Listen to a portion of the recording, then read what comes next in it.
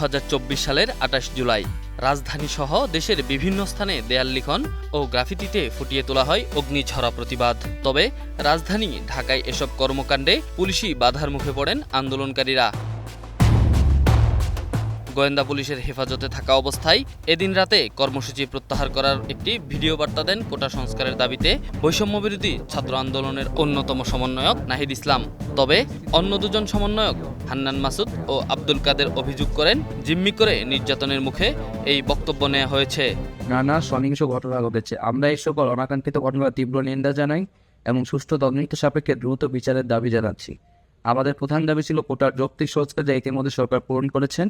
এখন শিক্ষার সুষ্ঠু পরিবেশ নিশ্চিত করার লক্ষ্যে দ্রুত শিক্ষা প্রতিষ্ঠান খুলে দেওয়ার জন্য সরকারের প্রতি জোর আহ্বান জানাই। সার্বিক স্বার্থে আমরা এই মুহূর্তে থেকে আমাদের কর্মসূচি প্রত্যাহার করছি।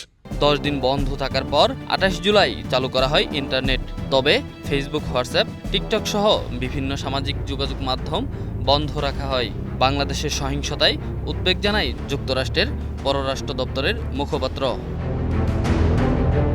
28 জুলাই কোটা সংস্কার আন্দোলনকে কেন্দ্র করে সহিংসতায় আহত পুলিশ সদস্যদের দেখতে রাজারবাগ কেন্দ্রীয় পুলিশ হাসপাতাল পরিদর্শন করেন তৎকালীন প্রধানমন্ত্রী শেখ হাসিনা।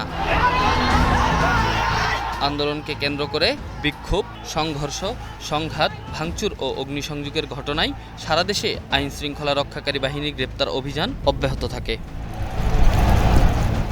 সব মিলিয়ে এদিন পর্যন্ত রাজধানী ঢাকা সহ সারা দেশে গ্রেপ্তারের সংখ্যা ছিল 10,028 জন। এদিন রাজধানীতে আরও 22টি মামলা হয় এবং গ্রেপ্তার করা হয় 2,764 জনকে। 28 জুলাই রাত 11টায় সমন্বয়কদের জিম্মি ও নির্যাতন করে বিবৃতি দেওয়ানোর প্রতিবাদে পরদিন 29 জুলাই আবারও রাজপথে আসার ঘোষণা দেয় দেশের প্রায় সকল বিশ্ববিদ্যালয় ও ঢাকার বিভিন্ন কলেজের শিক্ষার্থীরা। এদিন বৈষম্যবিরোধী ছাত্র আন্দোলনের সমন্বয়ক আব্দুল কাদেরের নামে গণমাধ্যমে একটি বিবৃতিতে আসে, যেখানে পরদিন 29 জুলাই সবাইকে রাজপথে নেমে আসার আহ্বান জানানো হয়। তাদেরকে জিম্মি করে এভাবে স্টেটমেন্ট আদায় করার প্রতিবাদে আমরা আগামীকাল বৈষম্যবিরোধী ছাত্র আন্দোলনের পক্ষ থেকে সারা দেশে ছাত্র জনতার বিক্ষোভ কর্মসূচি ঘোষণা করছি। Enamul Haque, star news, Dhaka.